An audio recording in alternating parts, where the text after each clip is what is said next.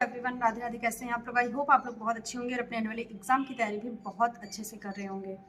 तो दोबारा से आप लोग का चैनल पे बहुत ज़्यादा स्वागत है। अगर आप लोग चैनल पे पहली पहली बार आए हैं, इस वीडियो को पहली बार देख रहे हैं, तो प्लीज़ वीडियो को शेयर जरूर करिएगा अपने फ्रेंड्स फैमिली ग्रुप में, ताकि उनके लिए भी ये वीडियो हेल्पफुल हो सके।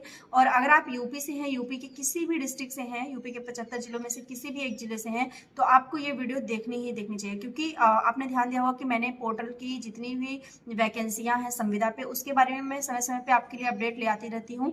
और यूपी में जितने भी डिस्ट्रिक्ट हैं, हर एक डिस्ट्रिक्ट के लिए मैं कुछ ना कुछ अपडेट लेके आती रहती हूँ। ठीक है, सारी अपडेट आपकी ऑथेंटिक होती है, सारी जानकारियां आपकी सही होती हैं, सब कुछ आपका एकदम क्लियर होता है, क्या कैसे करना है। नोटिफिकेशन आपकी फ्लैश की जाती है, वैकेंसी को फ्लैश किया जाता है। तो अगर आपका कोई डाउट रहता है वो भी क्लियर किया जाता है। तो अगर आप लोग चाहते हैं कि इन फ्यूचर या अभी आपके लिए कुछ भी चीज़ें हेल्पफुल हो, या आपके लिए कोई ऐसी चीज़ आए, जो कोई ऐसी अपडेट आए जो आपके लिए काफ़ी ज़्यादा हेल्पफुल हो, तो चैनल को सब्सक्राइब जरूर करके पूरी वीडियो देखा करिए लास्ट तक। एक एक पॉइंट आपका क्लियर होगा। अगर आप बीच से वीडियो स्किप करके चले जाएंगे तो आपके पॉइंट्स क्लियर नहीं होंगे, और फिर आप लोग कमेंट सेक्शन में आके बोलते हो कि मेरा ये डाउट नहीं क्लियर हुआ और मेरा ये डाउट नहीं क्लियर हुआ। ठीक है, तो चलिए वीडियो को स्टार्ट करते हैं। तो आज का जो आपका विभाग रहने वाला है, मतलब मैं थोड़ा सा आपको बताऊं कि आपका जो सेवा योजन पोर्टल है रोजगार संगम, वो आपका एक ऐसी वेबसाइट बनी है यूपी सरकार की, जहां पे आपको संविदा की जितनी भी भर्तियां आती हैं वो सब वहां पे मेंशन की जाती है। वहां पे आपको संविदा की भर्ती या सरकारी भर्ती या कोई आपकी स्कीम आती है, सारी चीजें वहां पे आपकी मेंशन की जाती हैं।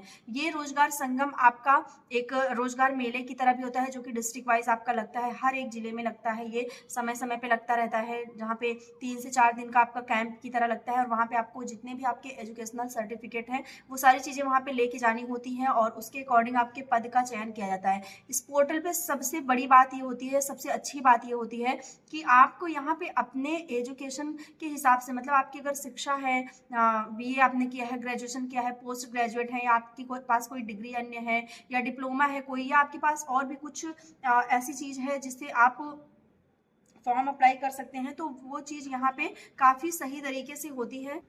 मतलब इस चीज का पूरी तरह से ध्यान रखा जाता है कि आपको उसी पद के लिए चयनित किया जाए जिसकी योग्यता आप रखते हैं, यानी आपके योग्यता के अनुसार आपके पद का चयन हो, और सैलरी भी उसी अकॉर्डिंग रखी जाती है। ठीक है, तो यहाँ पे अलग अलग विभाग को जिम्मेवारी सौंपी जाती है कि वो अपने पद का संचालन करवाएंगे अपने लिए, मतलब अपने विभाग के अंतर्गत। तो ये चीज बहुत ही अच्छी होती है, बहुत प्लस पॉइंट होते हैं लोगों के लिए, कि जैसे अगर आपने डिप्लोमा किया है, आईटीआई किया है, किसी भी एक ट्रेड में किया है, तो आपको उसके अकॉर्डिंग यहाँ पे पद का चुनाव करना होगा, आपको उसके अकॉर्डिंग यहाँ पे पद मिलेगा। ऐसा नहीं है कि अगर आपने अच्छी खासी पढ़ाई की है तो आपको स्वीपर या फिर एमटीएस के पद पे, या चौकीदार के पद पे, या वार्ड आया के पद पे, इस तरह के पद का आपको रखा जाए। ठीक है, तो ये चीज काफी अच्छी होती है यहाँ पे। इसलिए मैं आपको हमेशा बताती हूँ कि पोर्टल पे बहुत सारे विभाग आते हैं, मतलब बहुत अलग अलग विभाग भी आते रहते हैं, लेकिन मैं ज्यादातर उन विभाग को कवर करती हूँ जहाँ पे क्लास 8 से लेके, मतलब कक्षा 8 से लेके आपको पोस्ट ग्रेजुएशन, या जो भी मतलब ऐसे कैंडिडेट हैं जो पोस्ट ग्रेजुएट हैं, या तमाम उन्होंने डिप्लोमा सर्टिफिकेट है, उनके पास एक्सपीरियंस है 2 से 3 साल का, या कुछ और उनके पास ऐसी एलिजिबिलिटी है जिसके अकॉर्डिंग वो मतलब जिससे वो अपना जॉब ले सकते हैं, तो मैं ज्यादातर उन्हीं विभाग को कवर करती हूँ। उन्हीं में से एक आता है आपका बाल विकास पुष्टाहार विभाग, जो कि आपका ऐसा विभाग है जो कि बच्चों के विकास से संबंधित होता है, मतलब बच्चों के पोषण से संबंधित, कि किस तरह से बच्चों को शारीरिक विकास करना है, छोटे से लेके, यानी गर्भावस्था से लेके जब वो बच्चे पैदा हो जाते हैं उसके बाद भी जैसे जैसे उनका विकास होता है, साल 2 साल बढ़ते हैं, जैसे जैसे उनकी अवस्था बढ़ती है, उसको देखा जाता है कि वहां पे बच्चों के लिए क्या क्या इंपॉर्टेंट है, किस तरह से एक ऐसा वर्ग जो कि पोषण से मतलब वंचित रह जाता है, जहाँ पे कुपोषित हो जाते हैं बच्चे, उनको कैसे देख रेख करनी है, रूरल एरिया में कैसे लोगों को जागरूक करना है कि अपने बच्चों के लिए क्या सही है, अगर वो छोटा है तो किस तरह से उसका खान पान होना चाहिए, ये सारी जिम्मेदारी बाल विकास पुष्टाहार विभाग की रहती है। बाल विकास पुष्टाहार विभाग आंगनबाड़ी का भी संचालन करता है, यानी आंगनबाड़ी के जितने भी पद निकलते हैं, चाहे वो सुपरवाइजर का हो, या कार्यकर्त्री का हो, सहायिका का हो, उसका भी संचालन करता है। तो इसी विभाग के अंतर्गत संविदा पे कुछ भर्तियां निकली हैं, जो कि आपका सेवा योजन पोर्टल के माध्यम से आई हुई हैं। जो भी कैंडिडेट इन पदों पे आवेदन करना चाहते हैं, उनको कमेंट सेक्शन में अपने डिस्ट्रिक्ट का नाम लिखना है, क्योंकि यहाँ पे क्या होता है कि आपके डिस्ट्रिक्ट जो है वो बहुत धीमी गति से आते हैं, जैसे कि आपके एक एक या दो दो जिलों का नाम आता है, ऐसा नहीं है कि इकट्ठे सारे जिले का नाम आ जाए। ठीक है, तो पोर्टल पे वैसे समय समय पे सारे जिलों का नाम आता रहता है, तो आपको कॉमेंट सेक्शन में अपने डिस्ट्रिक्ट का नाम जरूर देख लेना है। और आज मैं आपको जनपद बुलंदशहर के बारे में बता रही हूँ, जहाँ पे आपका बाल विकास पुष्टाहार विभाग के द्वारा आवेदन स्टार्ट हुआ है। हमेशा आपने जिन्होंने अगर मथुरा में या आगरा में जब बाल विकास पुष्टाहार विभाग का आवेदन हुआ था तो वहाँ पे मैंने आपको बताया था कि हमेशा यहाँ पे 3 तरह के पद आते हैं। सबसे पहला आपका जो पद होता है वो डिस्ट्रिक्ट कोऑर्डिनेटर का होता है, फिर जो आपका सेकंड पद होता है वो होता है ब्लॉक कोऑर्डिनेटर का, और जो आपका तीसरा आपका पद होता है यहाँ पे वो डिस्ट्रिक्ट प्रोजेक्ट एसोसिएट का होता है। ठीक है, यानी हमेशा आपको बाल विकास पुष्टाहार के विभाग के अंतर्गत 3 तरह के पद देखने को मिलेंगे। तीनों में आपकी योग्यता, आपकी सैलरी, सारी चीजें थोड़ा मतलब डिफरेंस रहता है, लगभग सेम ही रहती है, लेकिन कुछ चीजों में यहाँ पे बदलाव होता है। ठीक है, तो ये चीज है। तो चलिए सबसे पहले मैं बात करती हूँ आपका जो पहला पद यहाँ पे है डिस्ट्रिक्ट कोऑर्डिनेटर का, जहाँ पे आपको जितने भी कैंडिडेट ग्रेजुएट हैं, मतलब ग्रेजुएशन जिन्होंने किया है, किसी भी स्ट्रीम से किया है, किसी भी वर्ग से, यानी आपने साइंस से किया है, आर्ट्स से किया है, कॉमर्स से किया है, ऐसा कुछ नहीं है कि केवल साइंस वाले अप्लाई कर सकते हैं या आर्ट्स वाले या कॉमर्स वाले। हर एक व्यक्ति जिन्होंने ग्रेजुएशन किया है, चाहे वो महिला है या पुरुष है, मतलब दोनों कैंडिडेट मेल एंड फीमेल दोनों यहाँ पे अप्लाई कर सकते हैं, आवेदन कर सकते हैं।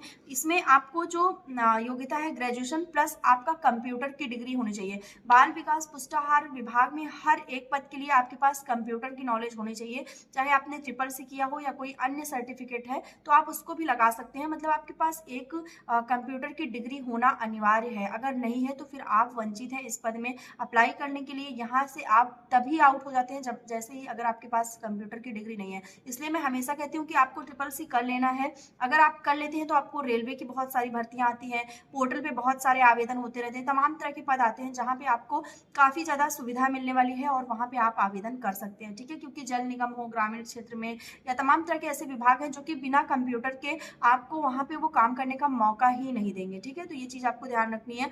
बाकी ग्रेजुएशन वाले प्लस कंप्यूटर की डिग्री जिनके पास है वो अप्लाई कर सकते हैं। यहाँ पे जो आपका डिस्ट्रिक्ट कोऑर्डिनेटर के पद है, यहाँ पे आपकी सैलरी 30,000 मेंशन की गई है नोटिफिकेशन में कि 30,000 आपकी यहाँ पे सैलरी रहेगी। डिस्ट्रिक्ट में ही आपका काम रहेगा, बाहर कहीं ऐसा नहीं है कि आपको बुलंदशहर से बाहर जाके कहीं काम करना होगा। ये चीजें इसमें बहुत ही अच्छी है। मतलब एक महिला के लिए अगर मैं बात करूं तो काफी सही है कि वो उनको अपने डिस्ट्रिक्ट में काम करना है, फिर आप उनको अपने घर पे वापस आ जाना है शाम के। इससे अच्छी जॉब कुछ नहीं हो सकती है। अगर आप बिलीव करिए कि आपको अपने घर से काम करना पड़ रहा है तो आपके लिए इससे बेस्ट जॉब मुझे नहीं लगता कहीं पे होता है, क्योंकि बाहर जाने के बाद आपको बहुत सारी प्रॉब्लम होती है, बहुत सारी परेशानियों का सामना करना पड़ता है। यहाँ पे आपकी एज 21 से 40 साल होनी चाहिए, मतलब मिनिमम 21 साल और मैक्सिमम 40 साल यहाँ पे एज रिलैक्सेशन है। जो भी ओबीसी वाले वर्ग, ओबीसी के कैंडिडेट हैं उनको 3 साल की और SC/ST वालों को 5 साल की यहाँ पे आयु सीमा में छूट दी जाती है। ठीक है, ये चीजें आपको क्लियर हो गई होंगी। बाकी यहाँ पे आवेदन की अंतिम तिथि 1 तारीख है, 1 जनवरी तक आप यहाँ पे आवेदन कर सकते हैं। अगर आप बुलंदशहर से ये वीडियो देख रहे हैं तो आपको फटाफट जाके पोर्टल पे आवेदन कर लेना है, क्योंकि लास्ट टाइम जो सोचते हैं कि हाँ चलो मैं 30-31 तक आवेदन करेंगे, फिर लास्ट में क्या होता है कुछ सर्वर इशू हो जाता है या तमाम तरह की दिक्कतें होती हैं। तो अगर अभी वीडियो पहुंच जा रही है तो अभी ही आपको आवेदन कर लेना है, वेट नहीं करना है। सेकंड पद आपका जो रहेगा वो ब्लॉक कोऑर्डिनेटर का रहेगा। ठीक है, ब्लॉक कोऑर्डिनेटर में आपका क्या रहता है कि यहाँ पे भी आपका ग्रेजुएशन होना चाहिए, यानी आपने आप ग्रेजुएट हैं, आपने BA किया है, BSc किया है, BCom किया है या कुछ भी आपने ग्रेजुएशन में किया है तो आप यहाँ पे आवेदन कर सकते हैं। सेम यहाँ पे कंडीशन है कि ट्रिपल-सी आपका होना चाहिए। ठीक है, यानी अगर आपके पास ट्रिपल-सी का सर्टिफिकेट है तो आप यहाँ पे आवेदन कर सकते हैं। साथ ही साथ एक्सपीरियंस है तो उसके बेस पे भी आवेदन कर सकते हैं।